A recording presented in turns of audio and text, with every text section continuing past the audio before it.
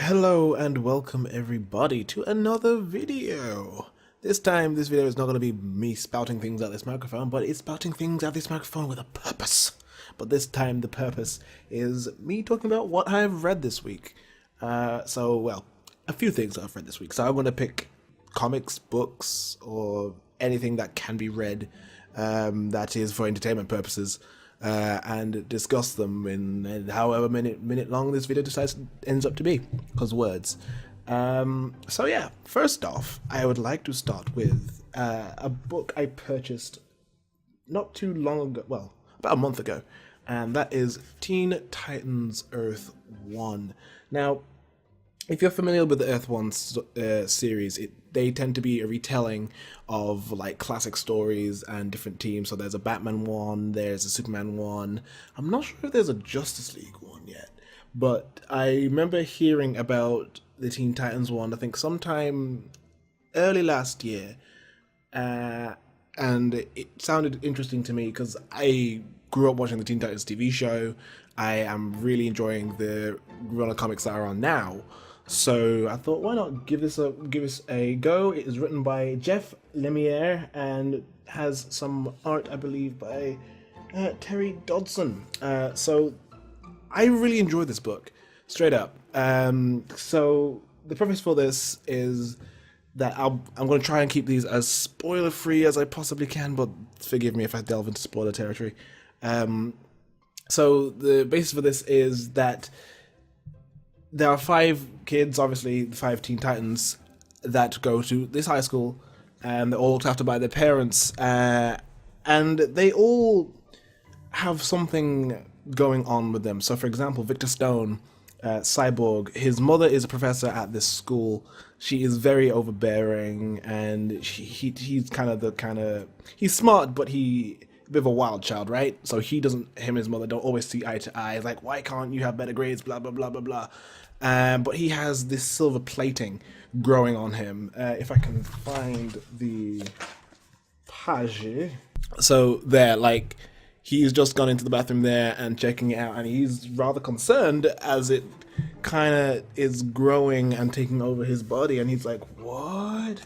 And he doesn't really want to show his mom at this point, because he's like, my mom don't want to understand, and she's going to be all blah, blah, blah. So that's Victor Stone's setup. So then we also have Terra, not a staple for at least the original 5 of the Teen Titans. Her powers involve moving rocks, as you can see from there.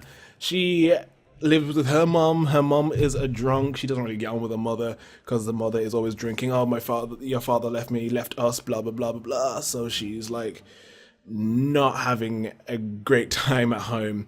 Her and Vic are in a relationship. They go on really well, but of course Vic's mother doesn't approve, and it's like blah. So she has not got anything obvious going on at the moment. And then we get introduced to Garfield Logan.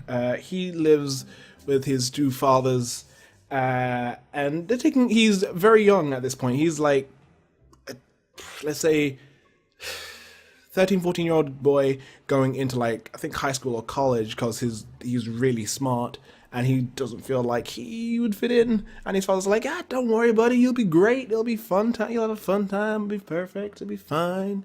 So he goes off, and then we get introduced to Jericho. So if you're familiar with Jericho, he has the ability to possess people, effectively. I'm not too familiar with his power set, but from what I read, it's basically possessing people and living through them. So they don't have their powers at the very beginning, and then as they go through, you get introduced to their parents, and then Vic starts freaking out. His cyborg thing starts to spread up his body, and he tells his mother's like, oh, this is perfect, just as planned, a little bit earlier, but blah, blah, blah, blah, blah. And he's like, wait, what, you knew about this? And she's like, yeah, I knew about this, blah, blah, blah, blah, blah. And then he's starting to fight. Vic runs away. Terra is running as well, because she started shaking the earth when she had an argument with her mother. And Gar started, like, he touched a bird or a cat or something when he was out, and he started changing, going all green, as Beast Boy does. They all come together over at a beach, and they start to find out that Jericho's father is Slade Wilson. For those of you who don't know who Slade Wilson is, he's also known as Deathstroke the Terminator, and he's been tasked to hunt them down alive. So through a series of events, they get hunted down. They find out that the mother, Vic's mother, is working for a government agency at Star Labs, cloning, like inserting DNA, alien DNA into these children so they can grow and see what they can make them into weapons. And it's really really kind of creepy the way she is, because she's like, I don't care, cause if my child, and it's even said that they're not really their children because they're grown from test tubes, gets damaged, this project must succeed. And it's like, what? Why would you do such a thing? And like, it's this whole genetic thing. And then you have, I haven't even touched on Raven or Starfire. Yeah, Starfire is in this, but I'll get to that later. Raven is no way part of the whole Star Labs thing. She is a Native American girl who grew up, obviously, in America. And she has been guided by her grandfather, I assume, in like spiritual ways, and he's told her of this prophecy that she will bring these 5 people together and be their beacon through the coming trials. So she's doing her own thing and realizes that the Teen Titans are having some issues, and then she astrally projects herself into wherever to help them crack into Star Labs and, you know, just generally take over the place. So overall, the story is very different from what the originals, like, Teen Titans storyline was, because, you know, the original Teen Titans were like Beast Boy, Robin, Cyborg, Raven, Starfire, right?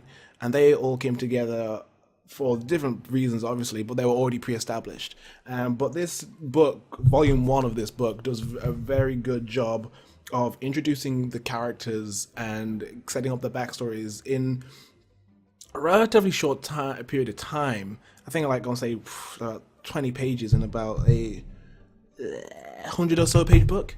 So it does really well in that regard.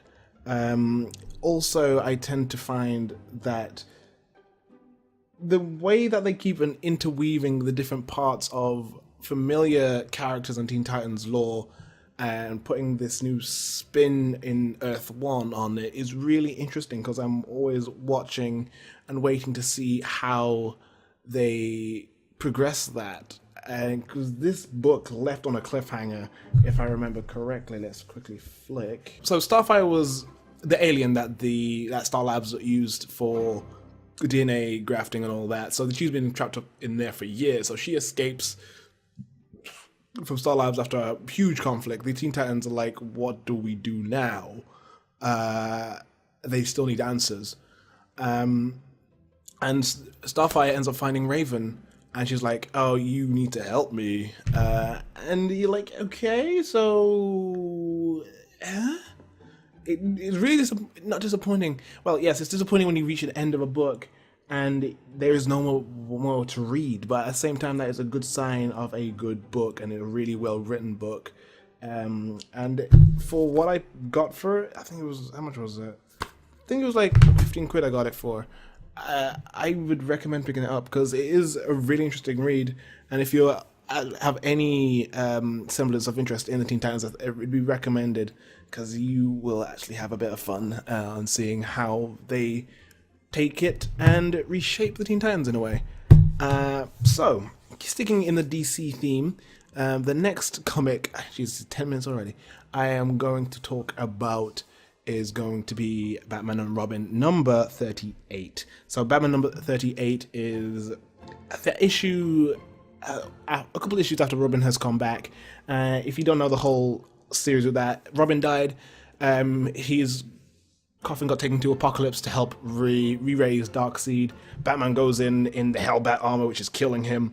He manages to get Damian back with the help of Cyborg, Barbara Gordon, Batgirl, Red Hood, Jason Todd, Red Robin, Tim Drake, and Nightwing. No, not Nightwing, because he is Grayson at this time. And they go to Apocalypse to help him, and they bring Damien back to life, and he now has superpowers, super strength, and flight.